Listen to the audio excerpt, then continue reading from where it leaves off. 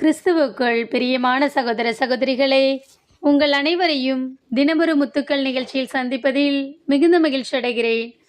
நம்மை ஆசீர்வதிக்கும் தேவன். செப்பனியா 3ஆம் அதிகாரம் 20ஆம் வசனம். அக்காலத்தில் உங்களை ஒன்றாய் கூட்டி சேர்த்து உங்கள் தாய்நாட்டுக்கு அழைத்து வருவேன். ஆம், உங்கள் கண் முன்பாகவே உங்களை முன்னைய நன்னிலைக்கு உயர்த்தி உலகின் எல்லா மக்களிடையேயும் நீங்கள் பெயரும் புகழும் பெறுமாறு செய்வேன் என்கிறார் ஆண்டவர். பிரியமானவர்களே, நம் இறைவன் நம்மை பெயரும் புகழும் விளங்குமாறு ஆசிர்வதிப்பார். நாம் இழந்து போன எல்லா நன்மைகளையும் நமக்கு திரும்ப தருவார்.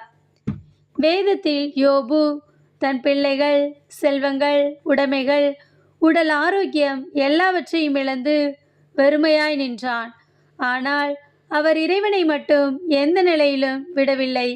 இறைவனும் அவர் இழந்த எல்லாவற்றையும் அவருக்கு திரும்ப கொடுத்து அவரை இரட்டிப்பாய் ஆசிர்வதித்தார். இஸ்ராயேல் ஜனங்கள் எகிப்திலே அடிமைகளாயிருந்த போது அவர்கள் படும் வேதனைகளை கண்டு அவர்களை பார்வோனின் கையிலிருந்து பாலும் தேனும் பொழியும் கானானுக்கு வழிநடத்தி சென்றார். அவர்களுடைய சிறையிருப்பை மாற்றினார். அதே இறைவன் இன்று நம்மையும் நம்மை நெருக்கும் சூழ்நிலைகளையும் மாற்றி நம்மை விடுவிப்பார். நாம் இழந்து போன நன்மைகளையும் ஆசீர்வாதங்களையும் நமக்கு திரும்ப தருவார். எந்த இடத்தில் வெட்கப்பட்டோமோ அதே இடத்தில் நம் தலையை நிமிரச் செய்வார். நம்மை பழைய நிலைக்கு கொண்டு வருவார். ஆகவே எதை குறித்தும் பயப்படாமல் இறைவனை நோக்கி பாருங்கள். அவர் உங்கள் காரியத்தில் ஜெயத்தை தருவார்.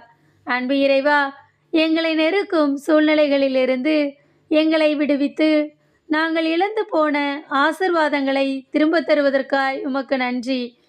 நாங்கள் வெட்கப்பட்ட இடத்திலே எங்கள் தலையை நிமிரச் செய்யும் என்று அவரை நோக்கி ஜெபிப்போம். ஆமேன்.